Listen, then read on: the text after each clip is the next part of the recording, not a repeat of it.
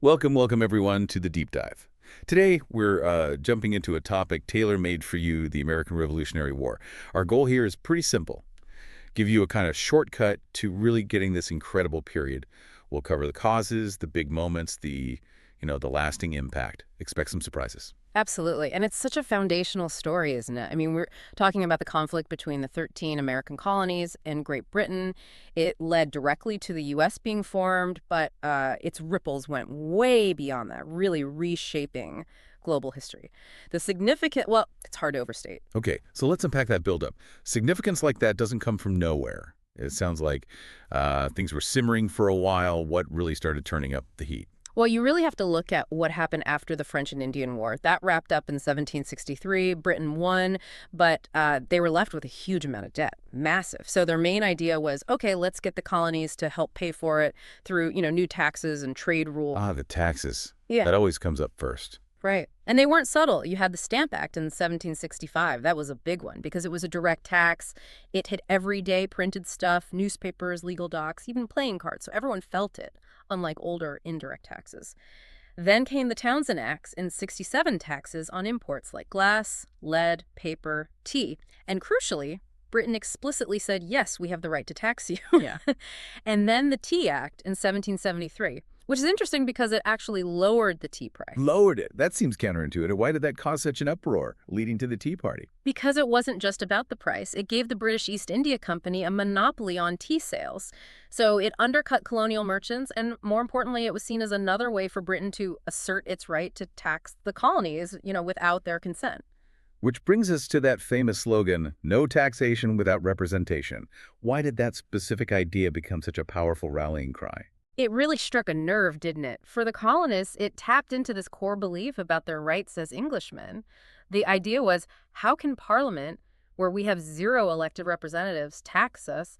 It felt fundamentally wrong. They argued only their own colonial assemblies had that legitimate power. It wasn't just about money. It was about self-government, political power. So it's a principle thing, boiling over. Exactly. And it did boil over. You had incidents like the Boston Massacre in 1770. British soldiers fired into a crowd, killed 5 colonists. That definitely fueled anti-British feelings. Then, of course, the Boston Tea Party in 73. That iconic image, the Sons of Liberty, this sort of secret group resisting British policy, dumping all that tea. A very clear message. A very clear and expensive message. Britain's reaction.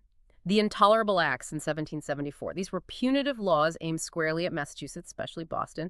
They closed the harbor, basically dissolved the local government, forced colonists to house British troops. That really cranked the tension way up across all the colonies. It showed Britain was willing to use force. Okay, so the pressure cooker's about to explode. Where did the actual fighting start? The point of no return? That would be April 1775, the battles of Lexington and Concord. Those first clashes are often called the shot heard around the world. That's really the start of the armed conflict. No going back after that. And with open war starting, the colonies needed leadership, right? A unified command. Absolutely. That's where the Second Continental Congress steps in pretty quickly. And one of their most critical decisions was appointing George Washington as commander-in-chief of the new Continental Army. Why Washington? What made him the choice for such a huge, frankly, daunting job? Well, Washington had military experience from the French and Indian War. He had presence, leadership qualities people respected, and crucially, he was deeply committed to the cause. His appointment signaled, okay, we're serious about this, we're unified, and that spirit led pretty directly to the next huge step. The Declaration of Independence. Yeah. Exactly. July 4th, 1776. The colonies formally declare they're breaking away. Thomas Jefferson was the primary author. And its core idea, all men are created equal with rights to life, liberty, and the pursuit of happiness, that was revolutionary thinking. It laid down the philosophical marker for this new nation they hoped to build. Declaring independence is one thing. Winning a war against the British Empire is another entirely. How did the Americans actually start to gain ground? What were the key moments? It was definitely an uphill battle. Early on, you have the Battle of Bunker Hill in 1775. Technically a British win, but the Americans inflicted heavy casualties. It was a morale boost, showing they could stand up to the professionals, even short on supplies like ammo. Right, showed they wouldn't just fold. Precisely. Then, Christmas night, 1776, Washington's crossing of the Delaware for the Battle of Trenton. A massive gamble in terrible conditions, but a brilliant surprise attack. It really reignited hope when things looked quite bleak. A real turning point, maybe. Yeah. A crucial boost, definitely. But the major turning point, strategically speaking, was probably the Battle of Saratoga in 1777. The American victory there was decisive, and critically, it convinced France that the Americans actually had a shot at winning. That directly led to France formally entering the war on the American side. The French connection. That seems huge. Oh, it was vital. And then fast forward to 1781, the Battle of Yorktown. This was the final major battle. A combined force of American and French troops, plus the French Navy blocking escape by sea, trapped British General Cornwallis. His surrender to Washington essentially sealed the deal. Major fighting was over. It's amazing to think this wasn't just, a colonial uprising. It became a global conflict involving major powers. It really did. France was key, as we said. But Spain and the Dutch Republic also supported the Americans, mainly after 1778. For France, well, yes, there were ideals involved, but also a big dose of geopolitical strategy. Weakening their old rival Great Britain was a major goal. Payback for the French and Indian War, perhaps. They provided money, weapons, troops, and crucially naval power. That French fleet at Yorktown was indispensable. So France tips the scales, Cornwallis surrenders at Yorktown. How does it all officially end? With the Treaty of Paris, signed in 1783, that's the official end of the war. In it, Great Britain formally recognized the independence of the United States, and it set the borders for the new nation stretching from the Atlantic all the way to the Mississippi River, a huge territory. An independent nation, established borders, but the impact, as you said earlier, went far beyond North America. Oh, absolutely. I mean, first, obviously, the United States is born.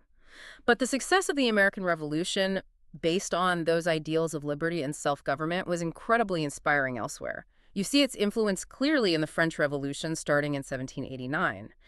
And internally, it paved the way for the U.S. Constitution, ratified in 1789, setting up the government framework. And looking back, who were the absolute key players we should remember from this whole saga? Well, you have to mention George Washington, the leader holding the army together, Thomas Jefferson articulating the ideals in the Declaration, Benjamin Franklin, the diplomat, absolutely essential in securing that French alliance. And on the other side, King George III, the British monarch whose policies, perhaps unintentionally, pushed the colonies towards independence. What a journey. From those initial tax disputes and cries of no taxation without representation, all the way to a new nation taking its place on the world stage. We've touched on the causes, the key battles like Saratoga and Yorktown, and the huge global consequences. It really makes you think, doesn't it? And perhaps this is something for you, the listener, to consider. How do those ideals, liberty, equality declared way back then during this revolution, how do they continue to resonate today? How do they still shape societies and inspire movements for freedom all around the world, even now? A really powerful question to leave us with. Thank you for joining us on this deep dive today. We hope this gives you a solid grasp of the American Revolution and maybe sparks more exploration into how these historical currents keep flowing.